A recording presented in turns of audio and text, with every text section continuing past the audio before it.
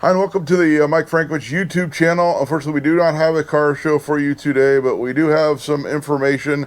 If you don't know the history of the channel, it started out as I was actually trying to get a group together to get the smog year moved up in the state of California, which is still currently at 1976, and newer vehicles have to have emissions testing.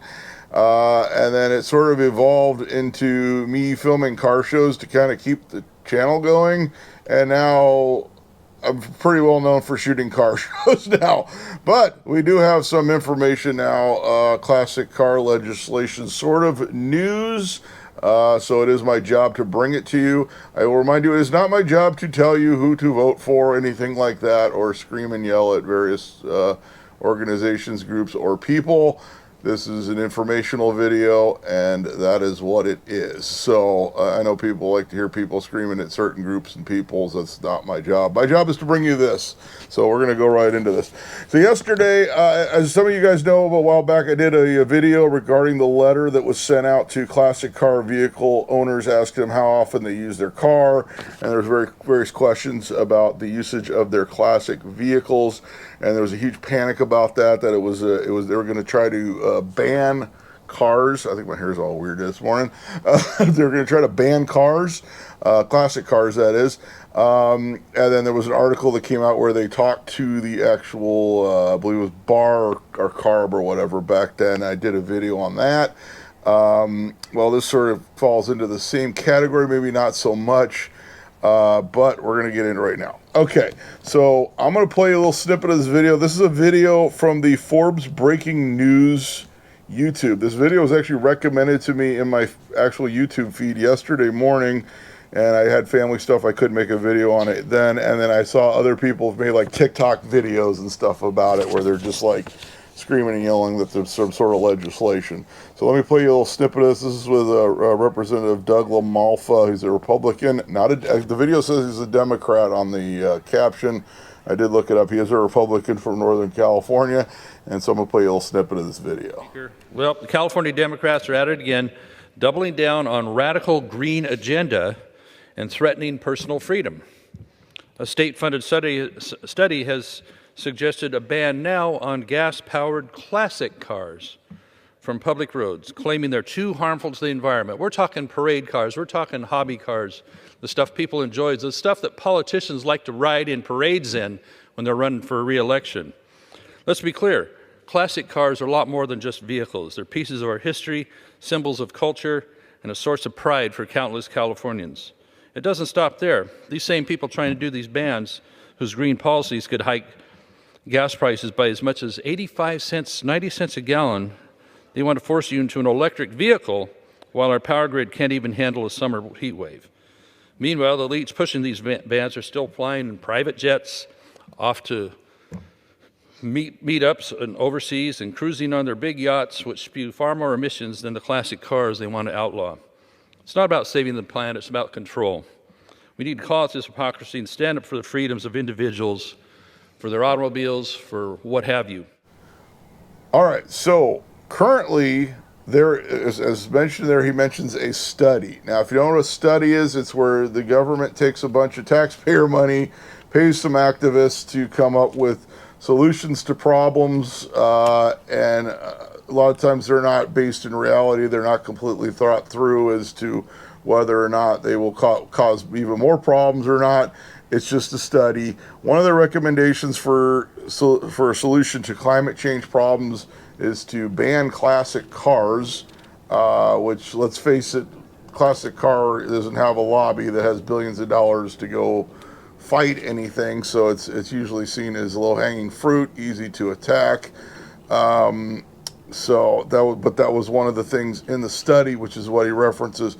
There, unfortunately, sometimes you'll get people higher ups, especially in the legislature, that will take these recommendations, try to come up with some sort of bill to do such things, whether or not it's something that the public actually wants or needs, and they will sort of push it through, and then unfortunately people like you and me have to go and fight it, explain our case, which oftentimes we're not really listened to because we're not, professional activists or just people who like our old cars.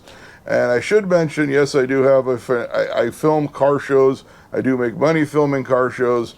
So yeah, I would like to keep filming car shows in the future in the state of California, since I grew up here and I've lived here most of my life, other than 6 years in the United States Navy. So there's, and of course I do own classic cars. So I should mention that in the video because it is pertinent information. He also says, which is true, most of these cars are used for events. Just look at my channel. You can go back. There's hundreds of videos of car shows. I just did a car auction on Friday out in Palm Springs. How much tax revenue did that generate for the community? I'd say a lot, because they were selling a lot of collector cars, and those are taxed. In fact, the automotive sector is the highest contributor for sales tax in the state of California.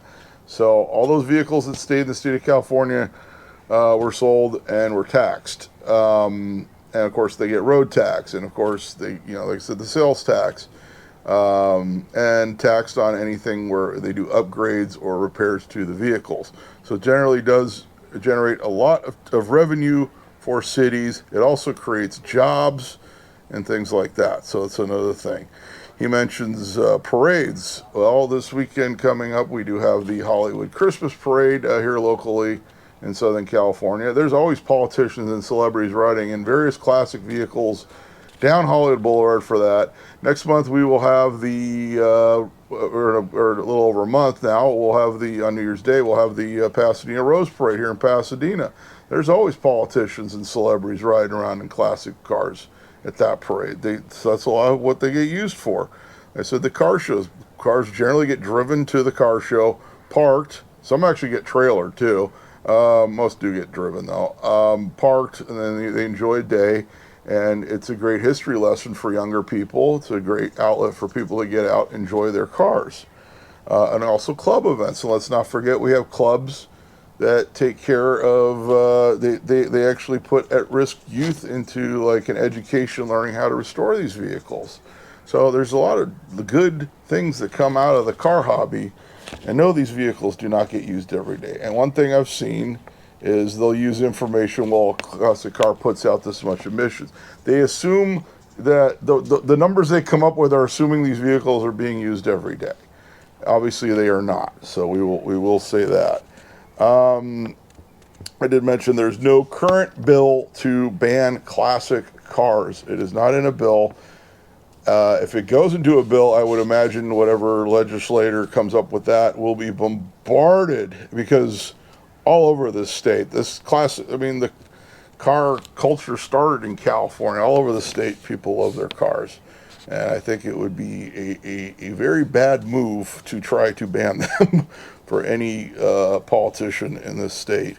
Now, what he does mention in the video also, which is another thing, they can't try to ban classic cars. Let's face it, they're worth too much money. You can't buy them all back from everybody. It's just, the government does not have that kind of money to buy all these vehicles. I mean, you got to remember, in the state of California, we've got some very high-profile car collectors, such as Mr. Jay Leno. We got, a lot of celebrities own classic car collections. A lot of rich people. We've got Monterey Car Week. How much money does that bring into the to that area? I mean, and there's a lot of automotive tourism as well. I imagine next week we have Moon Eyes locally at Irwindale Speedway. I know I'm going to be running into people that are over here from overseas and all over the country who come out for Moon Eyes and will stay for the following day for the Pomona Swap Meet on the 8th. So you got to remember, a lot of money comes into the state from overseas and other states for these events. Now, what they can do instead of banning classic cars, unfortunately, is try to find ways to raise gas prices, which they have already, obviously. California has the highest gas tax in the country. We have the highest gas prices. We have the strictest regulations. Now, recently, I think it was a couple weeks ago, Carb came out with new regulations, which he references in the, like I said, I'll link the whole video. They came out with new regulations for even lower carbon gasoline that will raise the price of gas. Probably about, they're saying, people are saying between like 50 cents and $1 a gallon. And people went down there and testified, including Democrats, not just Republicans, that this will raise the price of gas, will cause hardship among especially low-income communities. And unfortunately, they did not listen. They said, "Oh, we're just going to do it. This is like our big, we're because they're going against the oil companies, but they're going to pass the costs onto the consumer. Unfortunately, with higher gas prices, price of shipping goes up, price of everything goes up in the state of California. That includes housing, which is a big thing because they're trying to build new housing. You have to get the supplies and the equipment to the construction site. So when the price of that goes up, everything else goes up. So everything kind of goes back to the gas prices, and I do believe that.